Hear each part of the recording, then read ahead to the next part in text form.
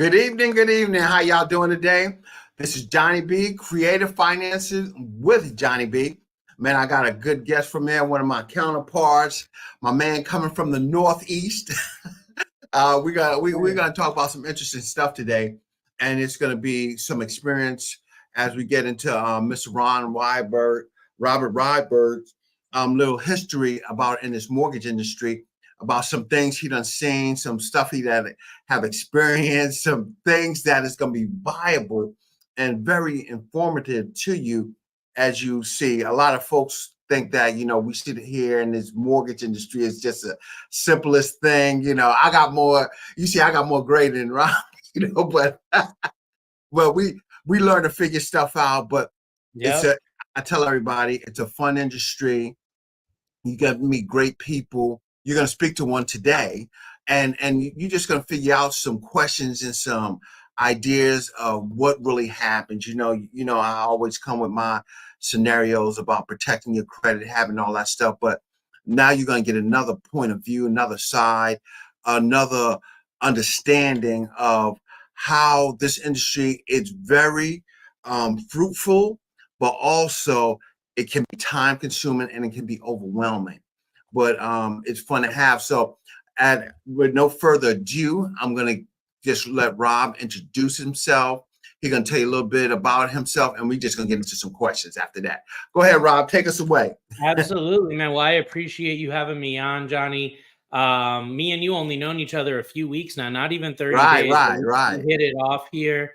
And like Johnny said, man, I've been in the mortgage industry 23 years, I believe. December, 23 years. So been around a lot, bunch of different cycles. Like Johnny said, the ups and the downs, right? We've been through it all.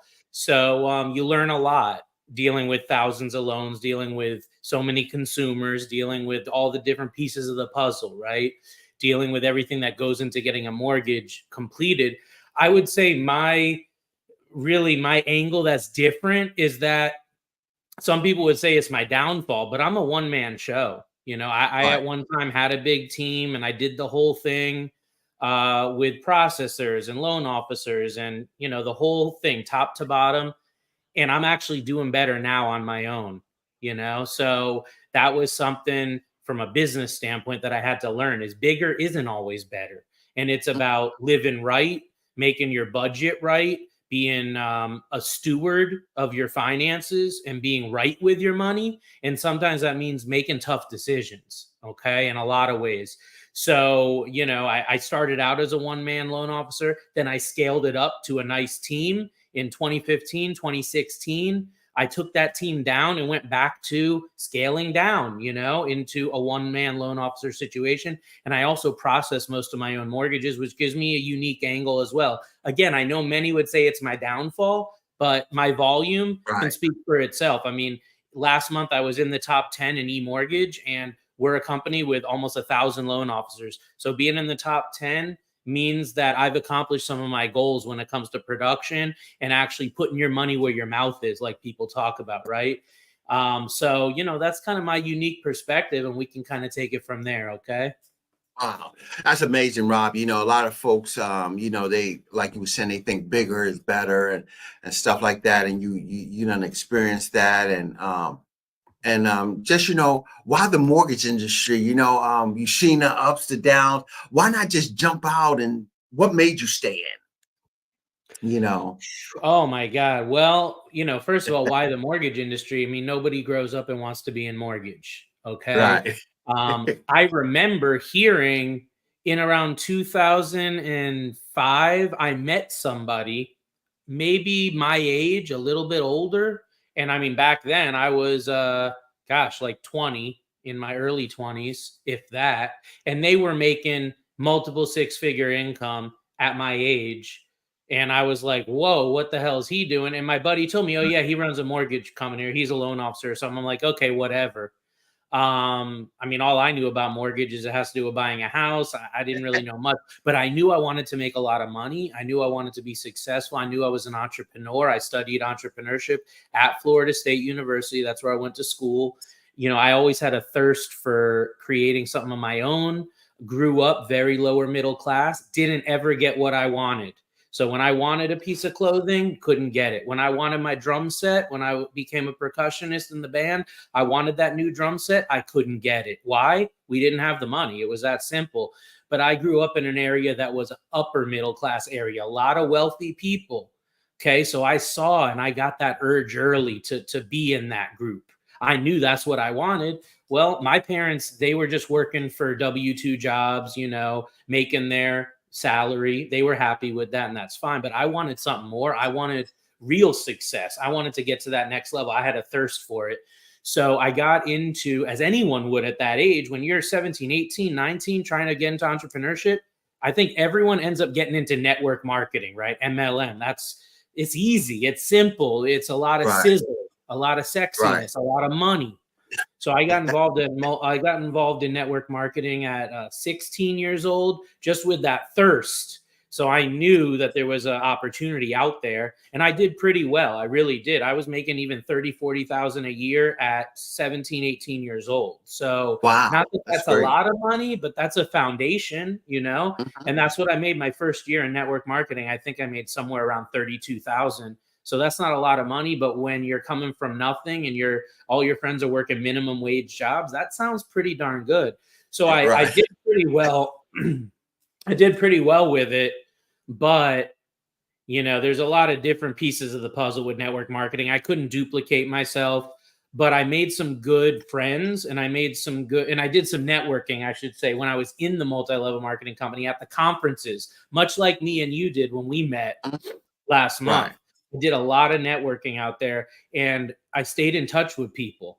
And one of the gentlemen I stayed in touch with, I just was, hey, what's going on? Out of the blue, what's going on? Oh, I'm in Hawaii. Wait, you're in Hawaii. What's going on? Actually, I'm on my company trip. He's like, I'm on my company trip. Company trip? What are you talking about? Yeah, I joined a mortgage company a few months ago, AmeriQuest. I'm one of the top guys. They took us all out on, this big trip to Hawaii.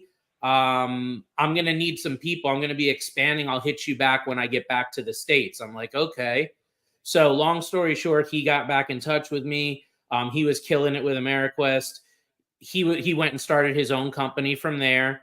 Just I don't even want to say a few months, but he wasn't very experienced in the industry. But we're talking about 2005-ish time, 2004, 5, somewhere in there. So it was the Wild West in mortgage.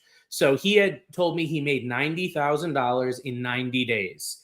And before that, he had just filed bankruptcy. I knew that about him. He had come off a very tough financial situation, had just filed bankruptcy. So to go from bankrupt to $90,000 in 90 days and do all that within a 6-month period, I'm like, okay, I got to take a closer look at this mortgage thing. What is he talking about? So I was just starting. Well, I shouldn't say start. I was in Florida State University. I was getting my education. I was, doing the college thing. But I knew, again, I still had my network marketing kind of going on a little bit on the side, get my residual income there. And I knew I wanted to get into something to make a lot of money. I knew I had the drive now with the phone skills I had developed in network marketing, presenting to people, customer service, and how to treat a customer, how to treat a client. So I learned all that, and I said, hey, if I'm going to sell something to someone, I got to sell something I'm going to make a lot of money. I don't want to sell something I'm going to make 99 cents or $50. So to me, mortgage real estate made total sense because it's a high ticket product. So that's what led me into mortgage. And I started out as a telemarketer while I was in college at Florida State. I was doing telemarketing from 6 p.m. to 9 p.m. every night. I'd work 3 hours in my dorm room. I'd cold call subprime leads, and I'd take mortgage applications. Back then, you didn't need the licensing you need today to do that. So at the time, my mentor said, hey, you do well after 90 days here, a few months, I'll fly you up to Chicago. I'll show you how to actually sell the mortgages. And that's where the big money is. He was just paying me a little bit like a commission when they would close one and a little bit of money per application. But the big money was in actually closing the mortgages. So long story short, I hit the ground running, got a bunch of applications. They closed a bunch of loans. I flew out to Chicago, learned the business, learned how to pitch a mortgage, how to actually process a mortgage. And the rest is history, right? That's how I started out. That was my story. So hit the ground running from there. And, the time we're talking about, I was a junior in college. So when I graduated from college, I already had several years of mortgage experience, and I was able to really just jump right into my own branch at that point. Right. So that led me to where I am today. And you talk about them telemarketing skills and making them phone calls. And so tell me, you probably started off cold calling people. Oh, yeah. That's what we Where were in the- doing. We were getting title data. So my manager at the time, the whole business model was calling public market data, which is just title lists of people that had subprime loans. So we had their name, phone number, address. We maybe had what lender they were with. So we knew they were a subprime mortgage, meaning they had lower credit. They had challenges getting mortgages in the past. Those people were very good candidates for refinancing, debt consolidation, cash out, refi, any and all the above, because they were already in a subprime loan. And this is in the heyday of subprime loans. So this is when people were refinancing every 6 months, every year to take more money out. This is before the crash. Okay. So it was a great scenario, but you can understand doing telemarketing, the leads were horrible. These people didn't know who we are. Everybody's calling them, and I personally at the time, you were talking to like an 18, 19. I'm sorry, I was a little older than that. I must have been 20 at the time when I started, like 20-year-old. I had no experience in real estate or mortgage. But you know what? I was somehow able to connect. I used that knowledge I had from multi-level marketing, customer service skills to connect with the person on the other line, find out what they were looking for, and really get with them on that level. That's what allowed me to get these loan applications and then convert them into, sales and close loans. But it was tough. Thick skin is what you need. But right. I mean, I'll tell you right up front, I hate telemarketing. I despise that part of the business. It's by far the worst part.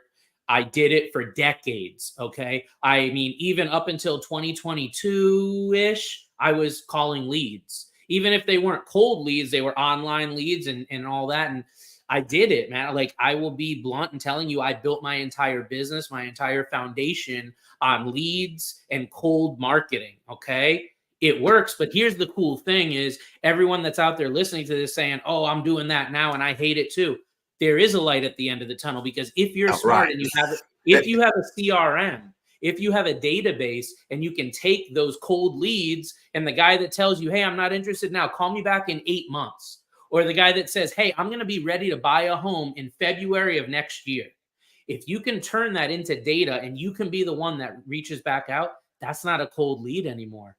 That's a warm lead at that point. And that right there, turning a cold lead into a warm prospect, has been the entire key to my success with leads and cold outreach marketing, because maybe I'm not the sharpest salesman. Maybe I'm not the slickest. Maybe I don't have the lowest cost or lowest rate in the market, but I'm the only loan officer that calls them when I say I will. I'm the only one that's a genuine human that really cares where you're going to be in a year. I'm the only one that does what I tell you I'm going to do. And when I call you in 6 months, 8 months, a year, several years, and say, hey, it's Rob again. How's it going? Remember we talked about that mortgage? Now I'm a warm call. Now I'm a familiar voice, and now I'm not a cold outreach. And I can tell you now dozens and dozens and dozens of stories of people that started out as a cold lead, no, I'm not interested, and turned into a closed loan within several years.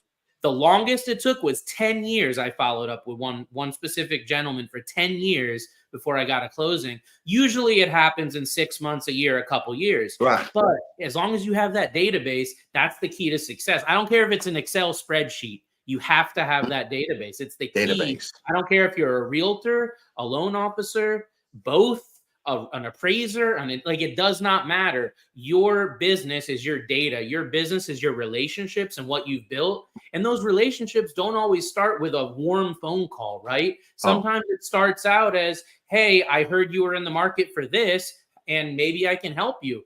And a lot of times it's, no, you can't help me now, but you can take tidbits from that conversation, and you can turn that into, hey, you know what? I know now's not the right time. Let me get back with you.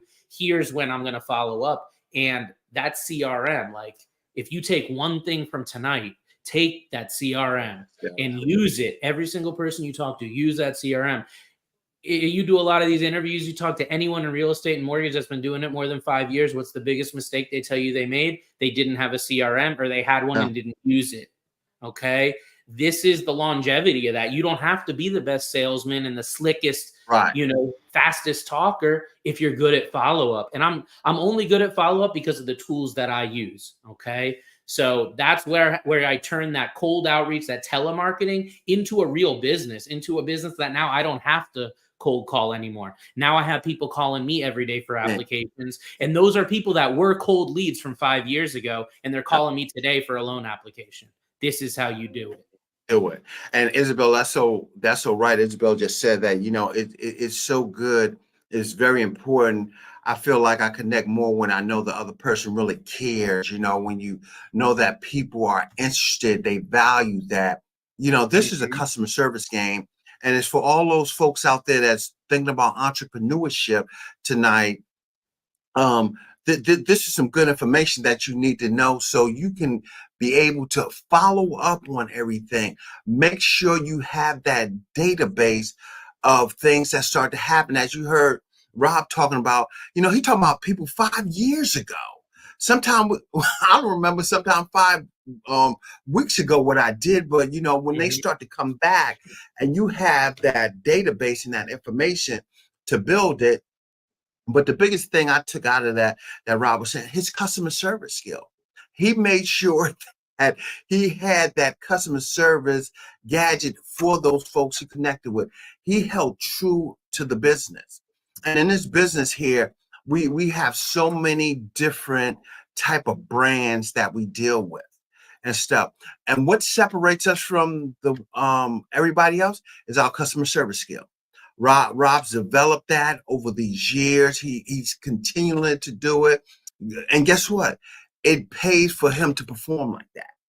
It pays for him to excel and go to that next step of the way and get it done. And Rob, just tell me, we know you run on some clients, probably credit scores low. You really can't do nothing today. But I mean, how do you deal with that? Because people say, "Oh man, they're wasting my time." Don't call me no more. My. I get it. I've been there, especially when you're dealing with a lot of leads, you're dealing with a lot of the lower end clientele, right? They're the ones that are online desperate to find a realtor or lender that can help them. So the more you're dealing with online leads, I think the more you're dealing with the lower credit. So we're fortunate at EMortgage Capital that we have access to the best resources in the entire industry. Like if anybody's going to get a loan done, we can get it done, right? Absolutely. But there are certain circumstances that you can't. There's just no way. And I see it every day. I really do. And I use it as an opportunity. I use it as an opportunity to build the relationship like we were just talking about. I mean, at some point you have to stop and say, you know what? This person isn't going to buy a home in the next 60 days. And if all you care about is dollars, then you're not going to be putting your all into that phone call. You're not going to be giving your heart to that client. But I've done so many that exact scenario you tell me, low credit, doesn't have money to put down, bad situation. But there's a glimmer of hope. And if they're motivated and they're ready, putting a plan together, a plan of action, Johnny, I mean, looking at somebody with bad credit, putting that plan together, that's not that hard. I mean, you look at thousands of credit reports, we can put a plan together for someone in 30 minutes or less on exactly what you need to do to get your credit from a 520 to a 620. It's not rocket science. Okay. It's very easy. What I do is I give them hope that they can do this, talk to them and tell stories about people that have been where they've been that can get where they want to go. First of all, because I literally just had a client the end of August close. I had started speaking with in 2019 and they just closed last month. When she came to me, she was a 520 score, barely any income, nothing saved. Fast forward, we stayed in touch over the years, literally dozens of times over 4 or 5 years. Then a few months ago, she all of a sudden got a 6-figure paying job and had a bunch of money to buy a house. Her credit now was in the mid 600s.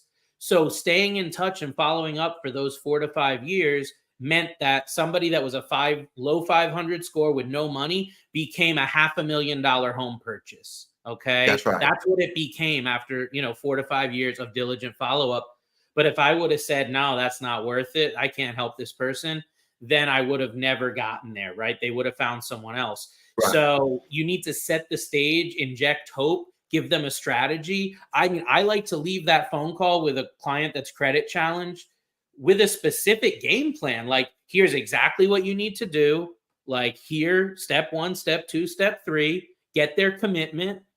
And then it's the ball's in your court, okay? And I'll tell them, hey, this is a 6-month plan. This isn't going to happen overnight. I'm going to check back with you in 90 days to be sure that you have, staying accountable and that you've implemented what we've talked about. You know what I found? 9 out of 10 of those people, they won't do it. They will not do it. You'll follow up in a few months. They're right back where they started, sometimes in an even worse place.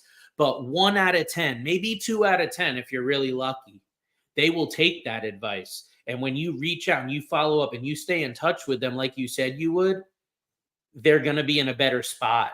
So that Absolutely. 520 score, 90 days from now becomes a 580 score. And then 90 days later, it becomes a 620 score. And then 6 months from now, you have a home purchase pre-approval on a silver platter for one of your realtors. That's exactly what I did. I took this girl, her pre-approval. She told me what area she wanted. I gave her on a silver platter to one of my top realtor partners and said, hey, here's someone I've been working with for 5 years, 500,000, single family home, go get them. You know how many times a realtor gets that from a lender? Not very often. That's what I do for my realtor partners, though. And that's the type of things that I do because I like having that consumer direct relationship so people can get the knowledge and info they need. And, they can get the resources they need too, where they're not going to the realtor first. Sometimes they come to the lender first and they need our help to find out who's the realtor that can get me to my goals, right? And that's just how this worked out. And those people, Johnny, that need the credit help, they're even more open to referrals for real estate agents, home inspectors, insurance agents, because you've empowered them when everyone else has said no.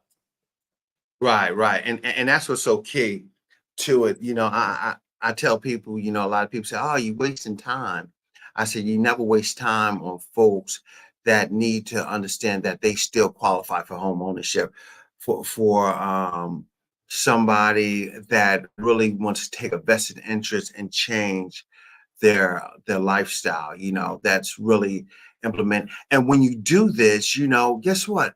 These people are just not clients, they're family after a while, because you get to hear calls from them. They come and give you referrals in the long run. And most of all, I mean, to take it further than that, like once somebody's an actual client of mine and they close a loan and they sign that closing disclosure and they do a deal, at that point, you're basically like my cousin, you're my uncle, like we're talking several times a year, like it's an ongoing relationship. So I'm talking about birthday cards, anniversary cards. I'm calling my clients on their birthdays, on their anniversaries. Even if there's no loan opportunity, this is how you build a relationship. That's it. Yeah. That's it. Right. And you know what I found is doing those birthday calls, I get so many loan applications because I'll say, hey, happy birthday. And then wait a second. Do you offer home equity loans? Oh, that's wait, my brother's actually thinking of buying a house. Do you do loans in New Jersey? Because my brother's thinking of buying over there. It just opens up so much for people. It really just opens up so much by not only creating the relationship, but nurturing the relationship. And it's not only about mortgage and real estate. That's where it started. But like I said, once they're in my database, then it's the family relationship. It's the birthdays and all the bells and whistles, because like my birthday just passed last week. And the only people that called me on my birthday was family, couple family. Obviously, I had a lot of people reach out online, but you know what? Nobody called me from my real estate realtor, no mortgage lender. My loan officer, when I bought my house in 2017, I didn't get a call from that loan officer. Why not? Why not? So I'm saying it makes a difference. It makes an impact. And I think it has to do also with just stop chasing dollars. This industry, gosh, it's so easy to chase dollars, especially in the beginning when you're literally loan to loan or deal to deal, paycheck to paycheck. But, I'm fortunate that I've been a good steward with the financial blessings that God has given me. Yeah. And I'm at the point where I'm not looking at a dollar. I could care less about the Uh, dollar. The not a dollar dollar. will come. It will come. I That's right. guarantee it. But you got to put that aside. You really do. And it sometimes hurts. I had someone yesterday that told me basically, I'm not buying a house anymore. I decided against it. And I had been following up with them for like 5, 6 years. Right. After 5, 6 years. And now you're telling me, no, you don't want to do it. Yeah, it's a waste of my time. But you know what? Maybe I enriched their life somehow. Maybe Right. it will lead to referrals. So in a situation like that, Right. let's try to get referrals. I've been starting to ask for introductions. I don't even call it a referral anymore. I'm asking Hmm. people, let me get an introduction. Who do you know that I need to know? Who's buying a home or Right. refinancing that you can Right. introduce me to?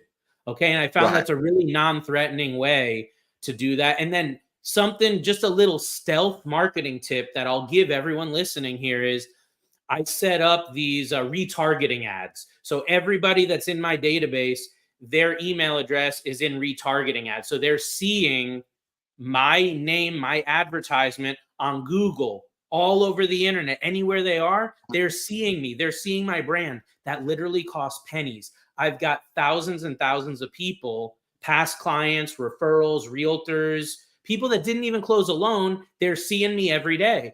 How are they seeing me? Because I'm using these retargeting ads. Okay. We use a service called AdRoll. But that has also given me a lot of branding and brand equity to where I'm getting a lot more calls from people that I wouldn't have before because I'm top of mind now. They're seeing me when they go in their Gmail. They're seeing me when they're surfing the internet. So when they start Right. thinking about mortgage and real estate, I'm top of mind. And would you believe that entire setup to do that to thousands of people only costs a few $100s a month?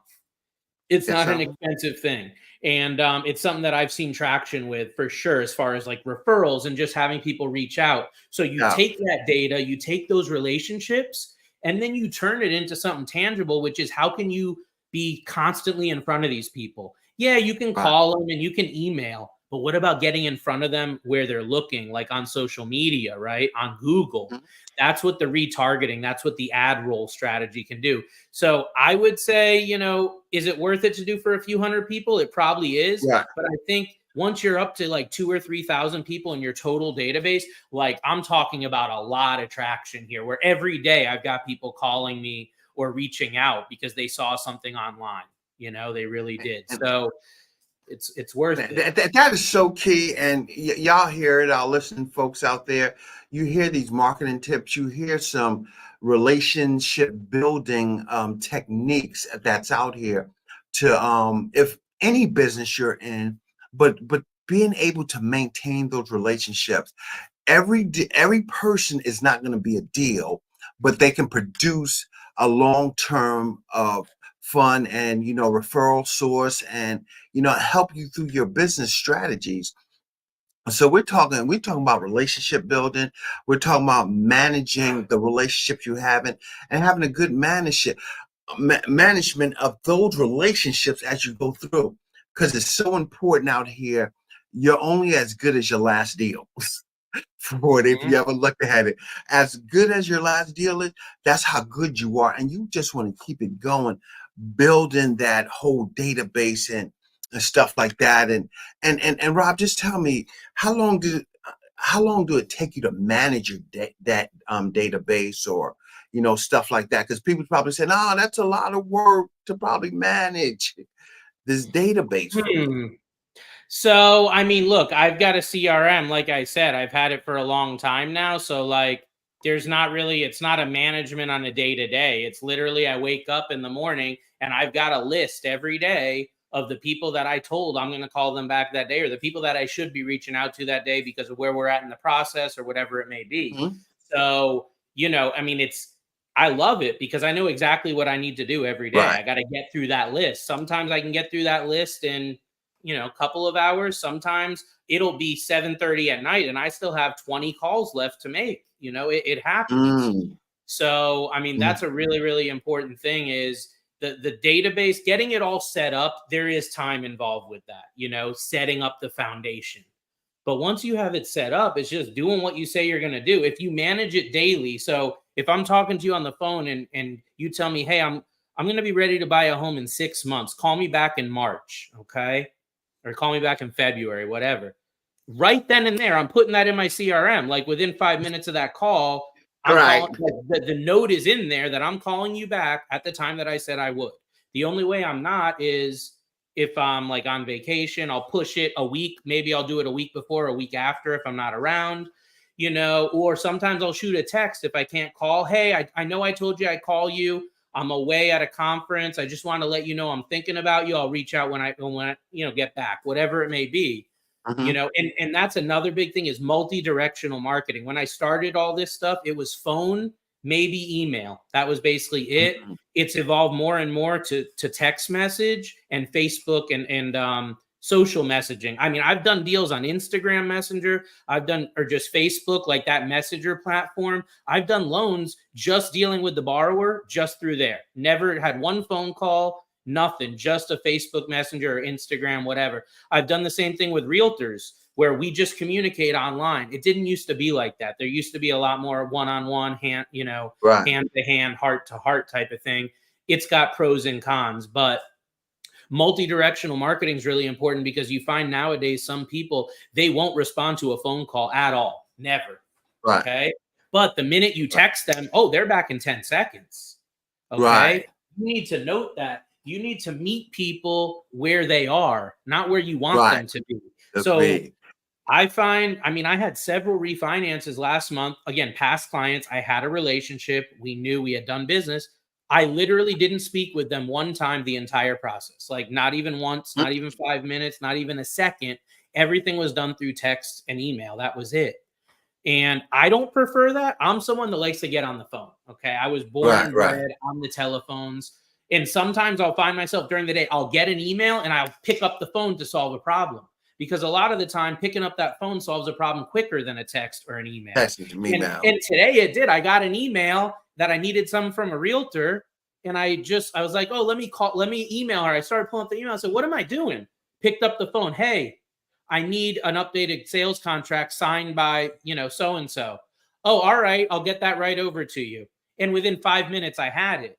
No back and forth and all this. So you really need to figure out how people want to communicate and do it that way. And I don't like doing it that way, but that's what the client wants, customer service. Meet people where they are, So if that's what they want, you got to do the different marketing. If you leave a phone call, voicemail, they don't respond, then send a text. They don't respond to the text, send an email. In a lot of cases, I'm calling, emailing, and texting all within a few seconds of each other. Like that's how it has to be. And what do you know? They didn't answer a text or a phone call, but they responded to my email within minutes. Okay, now I know. And I'll note it in my CRM. Email is preferred communication method. Like every client is different. Figure out what they want. I'll even ask them early on, hey, how do you prefer to be communicated with?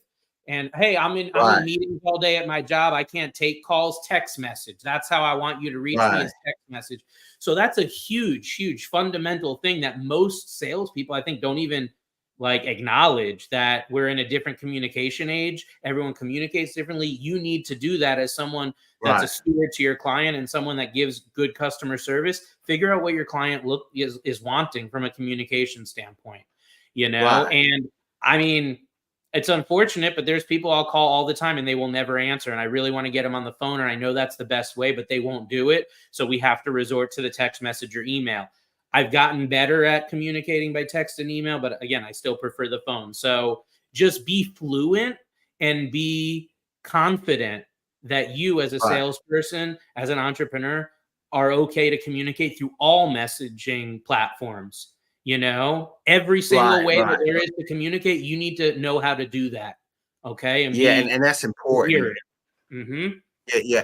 That's so important. And knowing what people prefer when you're dealing with them, especially when you're dealing with them for transactional or going through it, as Karen was saying, and Chuck was saying, Chuck said he's a people person. He wants to talk to that person. He wants to have that visual, and and doing it like that. Karen was saying something along the lines that sometime I need to talk or see somebody periodically, which is also important. And in this business here, I know people think since COVID everything's changed to online and virtual and Zoom and stuff. Some people still want to pop up. Some people still used to that brick and mortar, or meeting someplace to do some transactions. And y'all getting some very good advice here from Rob about some things that we might consider in this business, or any business that you're in, being able to market and knowing the strategies of marketing. Some things, Rob says some things he don't like to do. He's a phone person. He like to talk to people. He don't want to always send texts and emails. And that advice is important because we cannot lose that person. Karen said, especially when money is involved, at least a Zoom call to see a face is so important. And Karen, that is totally important for it and stuff, for you to go through that, to understand that, hey, I need to put a face with a name, as we probably heard in this industry. But Robert, this the hardest question that we probably gonna have. And what's the toughest part of your career as a loan officer, to deal in this industry? I mean, it's actually, that's a pretty easy question for me. The toughest part, I would say, I mean, the toughest part is loan denials or just giving bad information. That's the toughest part of the industry. That's the toughest part of the business. I don't like letting people down. That's it. Right. That's it. I don't care who Right. you are, where you from, doesn't matter to me. If I told you I'm doing this loan, if I'm moving forward in the process, if I'm investing my time, which is worth hundreds of dollars an hour, into you, then it's got to be worth it. I don't want to waste my time. Right. Okay. And if I'm calling with bad news, then I wasted my time. I wasted your time. I wasted everyone's time. Now, I'm proud of my track record. I've closed thousands of mortgages in my career. I can count on one hand. In the last year, I can only think of 2 deals where I've had to make those calls, right? And they were iffy deals from the start. I'm very big in setting the stage. So if there's going to be a potential hurdle, I'm telling everyone, hey, we got a potential hurdle. Here's what it is. So if it comes up, it's like, hey, remember I told you about that thing way back? Well, it came up. So I'm really big on that and over communicating. But sometimes something comes up at the 11th hour, it just, you can't get away from that. That's tough. And it harms my reputation. I had a real estate investor that, let's just say, he wasn't entirely truthful with me. And we got down to a few days before closing, and the thing he wasn't truthful about came out. And it came out, and the loan didn't happen. We couldn't get the clear to close. It was a hard stop. I lost that real estate investor as a client. There's a guy that does multiple deals per year, a very astute investor, but it wasn't my fault. There's nothing I could have done. I covered every base, So that's the tough part. That's the hardest part. And then the denials, even when it's up front, when it's, hey, someone just applying to get pre-approved. I had a lady earlier today apply for me for a pre-approval who makes $17 an hour. No cosigner. We all know how that one's going to end, right? Yeah. It's not ending with a $500,000 pre-approval. Let's say that. So I don't like that. Right. I don't like giving that news. I take every approach with that situation to solutions. Hey, we can only pre-approve for 100,000. Here's why. Here's how we can up your pre-approval. And I go through that different ways that we can up the pre-approval, co-signers, additional income, et cetera, et cetera. I don't like that, but I try to take and spin that denial into an approval to say, hey, here's what we can do to get it approved. And I take that same follow-up approach we talked about earlier of, okay, hey, you're going to get a new job making 80 grand instead of 50. Okay, what's the timeline for that? All right, 90 days. All right, so I'm going to get back with them in that timeline to keep them accountable to that plan. If they're not accountable, that's on them. But I at least followed up when I said I was going to, right? And I can tell them that when I'm following up, hey, I told you that I'd call you back in 90 days. Well, here we are. How's everything going with your credit? Did you do XYZ that we talked about doing? Let me know either way. No pressure. Right. Give me a text, give me a call. Just let me know where you're at. And sometimes that means we push it out another few months. Sometimes that there is progress and we can move forward. But doing that same diligent follow-up in those denial cases, that's how you turn a no into a yes. And as far as the bad news, the best way I found to handle it that gives me the least guilt and doesn't make me lose sleep at night is as soon as I get bad news and I figure out and kind of gather my thoughts around that bad news, I am immediately handling it. When I say handling it, I'm communicating it with everyone that needs to be, the realtors, the attorneys, the borrower, whoever it is, they're getting communicated with right away. And sometimes that's like within 10 minutes. I might have just gotten an email 10 minutes ago from an underwriter with a problem. We're getting on the phone right then. I'm not waiting like, oh, let me gather and figure out, let me think about it for, 9 hours or the weekend. Yeah, it's no time to go. That to me is the worst way to do it. It gives you guilt. Prolonging it never helps. The only exception is you get bad news on a Friday at 4:00. I don't usually call people with bad news on a Friday afternoon. I don't like to ruin anyone's weekend. So that's my only exception to that rule of giving good news quick or bad news quick is like after 3-4 o'clock on a Friday, I save those calls for Monday morning. And sometimes that does give a little bit of time to brainstorm, right? And sometimes that's what it's about too. Getting on the phone with the realtor. Hey, I had this problem on the deal. How do we fix it? And figuring out solutions, going into every bad situation with a solution orient or some sort of solution-based finding that you can then take to be the hero and not just somebody that's saying, hey, here's the bad news, have a good one. Because realize most loan officers and realtors, what do when there's bad news? They hide behind their phone, they hide behind their email, they don't pick it up, they don't answer. That's an industry fact, okay? So if you don't do that, you take the opposite approach, you are a star. You're a hero, and you're just going to make this industry move forward. Nobody likes the quote-unquote, bad news. Yeah, I mean, nobody likes the person that doesn't know how to handle it, doesn't know how to communicate, and hides behind their phone and all that. So I know we just had a question in the chat about my team. I don't have a team.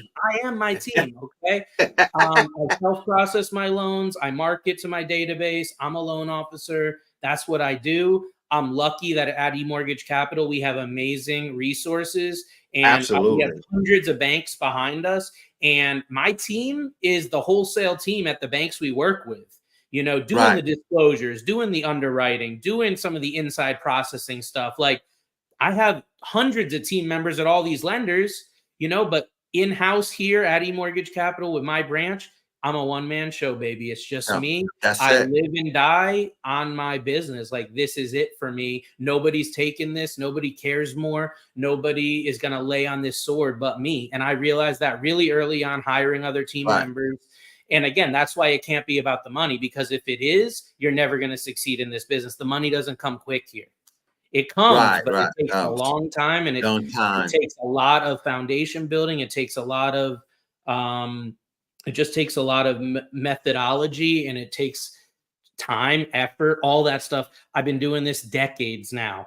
Okay. And I have some same struggles today, many of the same struggles that I did when I started. And I remember I used to ask myself a question when I started out, and I was saying how hard it was. And I'm like, damn, I went to a friend of mine who had been in the business like 10 years. He was doing really well. And I was like, does it ever get any easier than this? Like, does it really get any easier? And he said, don't wish it were easier, wish you were better. And that's true, because it doesn't get easier. It really doesn't. The easiness is based on the market, what's going on with the market, the media, the rates. Like, that really plays into how easy it is, because in certain economic circumstances like COVID, there's money falling from the trees when you're in mortgage, right? Other circumstances happen that you can't control, and it dries up. So you can't be just chasing that dollar for sure. You got to be in it for the long run. You got to take this stuff to heart, and it's got to be a career. People that are in it for a few hours here, a few hours there, or maybe, just in the good times. I have someone I know very well that he was in mortgage in 2 different times. He was in mortgage in like 2004 to 2006. There was a big refi boom at that time. And he was in mortgage from 2018 to 2022. Okay. Another refi boom time. So there's people in our industry, they only come in when there's easy money. They're not building Right. relationships. They're not calling the people on their birthdays. They're not caring about others and what's going on in their lives and families. They're only here for the quick money. And they may make, those people make money. They're good salespeople. They're really slick on the phone. They know how to hustle, but they're not in it for the long haul. And Oh, the only reason that I've been able to be somewhat successful is because of persistence and consistency. It's not those other things like the lowest rates, the best sales pitch, or the best company. Those are great things, but it's simply because after so long of keeping in touch with people, a switch goes off where they go, maybe that Rob guy's for real. Like, he's been calling me for right. 2 years about a mortgage. Maybe this ain't a scam. Maybe he's legit. And when that switch goes off, you become a go-to expert in your field, in your industry. And it's taken decades and all these little pieces of the puzzle to do it. But I'm still like everyone else every day out there hustling for another loan. Like, nothing's guaranteed, but it gets to the point where you can have 5 to 8 loans a month closing. Last month I had, I think, 13 fundings. I mean, that's a great month with no Real marketing spend. good. Zero marketing spend. It's all from the strategies, the database, the practices that we're talking about here. But it's only doing these consistent for years and years and years that it works. You do it for 3 months, 6 months, it's not going to work. You do it over years and Years and decades, years. start to see success. And is it worth it? I would say it's worth it. I would say someone who is worth Absolutely. it, because when you look at what you're creating and the longevity of it and the lifestyle that you can create once you're an authority in your industry and your niche, there's nothing better. I mean, there's no business that you can do more, make more with less time than real Right. estate and mortgage. Hey, And just really, there's a lot of other businesses you can make a lot with, but real estate and mortgage, I think most of the people watching are in our industry, and we're in a unique position. We have pretty much the highest ticket item we sell in the entire country. Nothing costs more that's than right. homes, right? Right. So you're in a unique position.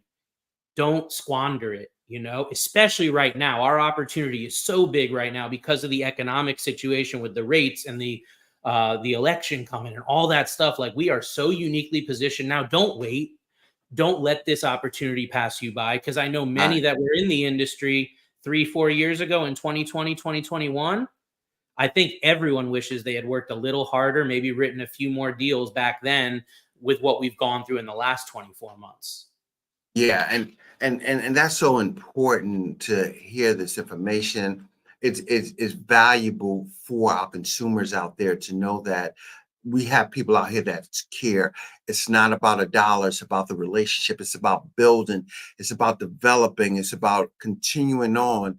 Once you build that consistency, success is on its way. And you hear Rob talking about the stuff he does every day, where people might think that he's just sitting in front of a computer, but he has a plan of action.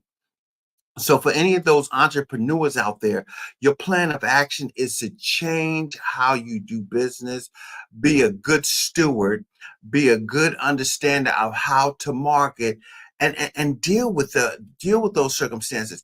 As you heard, nobody likes to give the bad news, but you got to sit up, pick up the phone, let them know this is what's happening. But don't give them the bad news without trying to find a solution, because it's a solution around something that might not happen today, but it can happen later down the road. So it's not a no for denial, it's just a delay and the whole process of what you're doing here, and stay motivated about it. Stay very energized about what you're doing here, because once you do that, you start to grow, and you grow tremendously with it.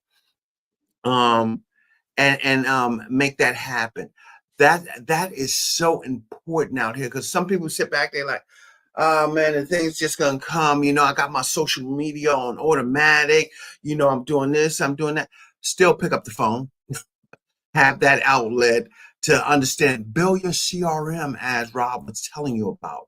Build those customer relationships, go to some events, go out there and volunteer in your community, because business is not just about making money. It's somebody out there, we have so many things where it comes from feeding the homeless, going out there to supporting events for cancer and homeless. I mean, it's so many things, food banks, shelters. Go out there, build some time that you volunteer to in this business. Because once you volunteer, even if it's an hour or two, it means something to that. Spend the time with these customers that don't understand the process. And that's what I was gonna ask Rob about. I mean, Rob, you meet people that have no clue of the time and the skill you put in when you're doing that loan. They don't understand what you're really doing in here. And just explain, somebody calls you, said, Rob, I got a 700 credit score. I got about $15,000. Can you help me get a loan? Well, Walk them through that. so I mean, I guess it depends where the referral's from. Like every day I have people call me. Today I had 2 people call me off of Google. So when somebody's calling me off of Google, and that's the majority of my cold leads that come nowadays are from Google. So it's somebody Googling, getting a mortgage or best mortgage lender in Connecticut or whatnot. And I come up, they reach out. So, I mean, I'm converting that lead right away. If it's someone that says that, then my first 2 questions are, and I lead every call with this, what is it that stopped you from buying a home up until now? I like to ask that Right. question. It gets people to open up a little about what's going on with them. And then the other one is this the first time that you're looking to buy a home? Because those 2 questions are very open-ended, and the answers to those 2 questions give me a lot of information on how to move forward with that call. And those are 2 questions I've been using for decades. Even when I was just doing refinances, I would say, is this the first time you're looking at refinancing? What stopped you from refinancing your home up until now? And people will tell Right, you, oh, right. my credit sucked, my income, my home wasn't worth enough, but I just did a renovation. Now it's worth way more. They'll tell you what you need to know, like why they're calling. And I use the information from those questions to kind of direct the call, from there. I'm trying to get a full loan application on the first call, especially if they call me off of Google, because you only have one opportunity. And usually they're calling you, maybe they're calling a couple other people. So you need to take them off the market on that first call. And that has to do with your confidence and all that. So as far as someone not knowing me and all that, usually they do know me because they've either Googled me or they were referred by someone. And I would Right. tell you, and I think most people would agree, if someone refers you to someone, whether it be a doctor, a lawyer, a mortgage lender, a realtor, most people are going to do a Google search before they call you, just plugging your name into Google. So I've gotten to the point where 6 years ago, you could do a Google search on me and there was nothing. And now if you go do a Google search on me today, there's hundreds and hundreds of links to my YouTube channel, my Facebook, Instagram, TikTok, reviews, like you wouldn't believe, all over the place, and so much content that you couldn't even work through it. I've got over 700 videos on YouTube, 700 videos. Okay. Wow. So if someone takes a look at that, I don't need to explain my credentials, my Right. reputation. Most of the time people know that going in. And if they don't, I say, hey, I'm not going to brag, but go ahead and Google search me. Go ahead and look at my YouTube channel. Go listen to my podcast. I've been doing a podcast since 2019, the Connecticut Real Estate Edge podcast. And we've got several hundred episodes on there. It's geared towards first-time home buyers, first-time real estate investors. So I've got all these resources that I can give people, but some people don't give, 2 hoots about a podcast, right? Some people only look at Google reviews. And it's the same thing we said about phone call versus text message versus voicemail and all this stuff. Same thing with your reputation. Does someone want to go binge watch your YouTube channel to find out who you are? Maybe they want to go on your Instagram and look at all the posts you've done. Or maybe they just want to read some reviews from people that have worked with you before. So I like that most of the outreach I'm getting now, Johnny, is from people that have somehow researched before they're calling me Right. on one of those things. So it's a lot easier transition. But I'll tell you, for years, I did direct mail. So I was mailing people that didn't know me. And when they would call, they didn't know who I was. So I needed to have credibility. And the way I did that, there was 2 ways that I did that before Google reviews and all that. The number one way was the Better Business Bureau.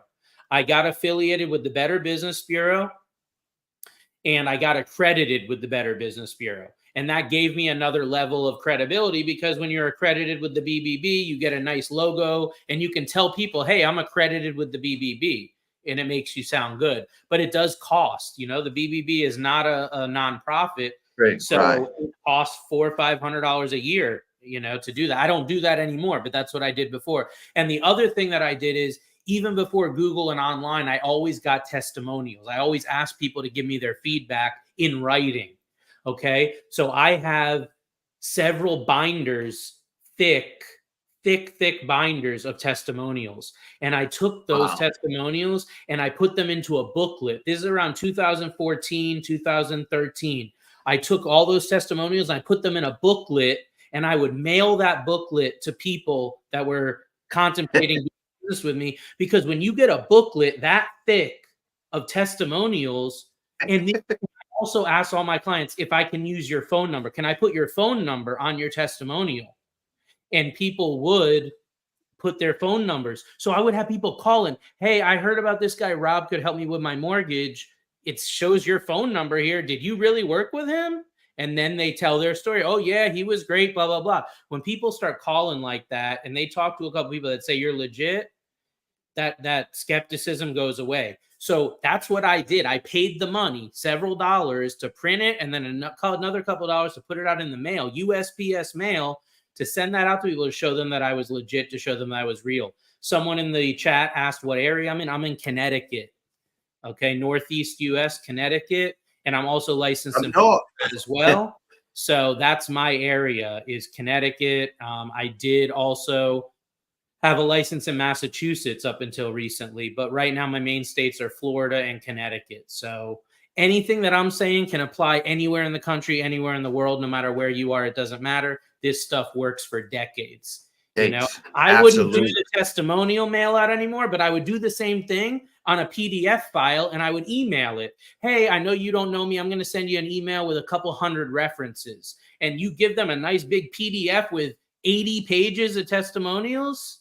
They ain't playing when it comes to if you're legit or not. And when you're new in the industry, this is tough. You need to get testimonials when you're new. You have to. I was getting leads off of Google, Johnny, when I had as little as 8, 9 testimonials. I had people call me off of Google because nobody else around me had any. So I had 8 or 9 when another lender only had 2. They're calling me. Okay. Now I got 335, and my next best competitor has like 200 and something. So now I'm getting the organic calls because I'm at the top. When you're starting out, you don't have that. You got to build it. Ask your family, ask your friends, ask every client you've ever worked with to go leave you a review on your Google page, on your Facebook page, anywhere that they're leaving them. Get those testimonials, start building that up. You got to start somewhere. You got to start somewhere. This is huge. I wish I would have known this early. I found this out a couple years into the business. So, again, your CRM, your testimonials, your database, like this stuff, most of us put by the wayside for a long time. And then when we realize that it's important, it's too late. So if you're hearing this now and you're only 6 months, a year, couple years in, if you don't have a CRM, if you're not mining your data, if you're not doing everything we're talking about, you're literally wasting your time. Every person that calls you is a piece of data that you should be able to mine and profit from for years and decades in the future. So if you're not mining that data, one of your competitors is, I guarantee it. Because if you don't call that client back in 8 months, like you said, they forget you. They're calling somebody else. That's right. They're calling somebody else. And I've had people tell me, oh, Rob, I'm so glad you called. I completely forgot about you. I was actually almost ready to pull the trigger on this. I lost your number. I'm so glad you called me. People don't do it because they don't like you. That's just, they get busy. They forget your name. Maybe it's in there somewhere. They just forget. You got to be on top of it. That's your job as a business owner. That's your job as an entrepreneur. You have to be front of mind with your database. You're not in the mortgage business or the real estate business. You're in the marketing business. You just happen to do loans or sell houses, right? And that's with any business. You're in the marketing business. Just look at it like that. Your entire existence, your entire day should be spent on bringing new business in the door. And this is something I've always struggled with as someone that processes my own loans, right? Because we get bogged down on the files. We can't go get more business, right? So, I would tell you, if you want to expand, I'm not someone who's against building a team. I just think you need to do it methodically. And if you're really good at talking to people and marketing on the front end, then get a processor, get an LOA, get an assistant, get a transaction coordinator to handle everything on the back end so you're not bogged down with that. I'm the opposite. I love processing. I love the paperwork. I love that part of the business. I love doing the loan. I hate getting the loan. I hate it. And like I said, that's most of my day is pounding the phones. And that's the thing I really don't like the most. That is what it is. But when you do something so long, Johnny, you do it for decades. I'm calling anybody anytime. Okay. You wake me up at 3 a.m. to make a cold call. I'm making it. Like, I'm not afraid of doing it at all. And that's something that's taken me a long time to kind of get that thick skin. But, I've heard no so many times. That it matter, and the other thing is, once you hit a certain level, I don't do this a lot lately, but when I was working leads, you'll get hung up on, you'll get called bad names and stuff. And when that would happen, Johnny, I was in a position in 2020, 2021 where I could just say, you know what, F you too. And I'd pull up my bank account. Okay. I pull my bank account up on my screen and I'm like, I know, hey, I just spoke to someone that makes $40,000 a year, let's say. And they just told me to screw off, never call them again. But that person doesn't realize that I made what they made last month, and that I have knowledge to give them. I have education to give them. And they're at a loss because they could have gotten advice and advisement, and they could have heard me preach to them about finance and about mortgage and about how to better their situation. And they didn't. They made a cognizant decision, a coherent decision to tell me to screw off and go do something else. So they're the ones that are at a loss. They're the ones that are making that low income. And I am still successful because at the end of the day, I mean, we got to keep score somehow, right? And a bank account revenue is one way to keep score. And in 2020, 2021 in the mortgage industry, real estate, we were very blessed. We had some good years. So when people would be cursing me out and putting me down, that's how I would get myself up. That's what would motivate me. It's an ego thing. I'm like, you're going to tell me to screw off when I made what you made last year. I made in a month and you're telling me to go fly a kite. Yeah. Let's see who really should be going and flying a kite. Like, who's really in the right, who's in the wrong. So that made me feel better, Johnny. I got to be blunt. By doing that, it made me feel better because I felt really bad. I took a lot of rejection personally. I've been through therapy to try to get over that. And it's tough, man. But once you get to a certain point, you hear enough no's, like it just doesn't matter anymore. But when I was pounding leads and stuff, hearing no after no, hang up after hang up, beating your head against the wall to try to get one loan in the pipeline, man, it's tough. Man, it hurts. I hear it. I understand it. I've been there. I'm still there today. And I'll probably be buying leads in a couple months when this refi boom gets hot. I'll be on the phone like everyone else pounding it. But I have a different perspective now than I did. Right. But again, I've been there. I've cut my teeth. I'm continuing to. So just stay at it, man. Just keep going. This is worth it. It will pay off if you do the right activities consistently. That's great, man. I'm so excited, Rob, man. I want to thank you so much for coming on tonight. I mean, we're excited that you provided some great insight here, some great information for us. I want our audience to take this with you, learn from it, grow from it, expand your business, but understand you have to have motivation to continue to be successful. And don't let nothing deter you as you continue to move forward and excel in life. This Creative Financing with JB, man, thank y'all. We'll see you next Tuesday. We appreciate Rob again for all he has given us. We got some nooks and crannies there. I'm glad y'all going to go to YouTube, watch it again if you need to, so you can catch up and understand what you done missed and what you should have been able to catch. Y'all have a great evening, and we'll talk to y'all soon. Take care. Peace.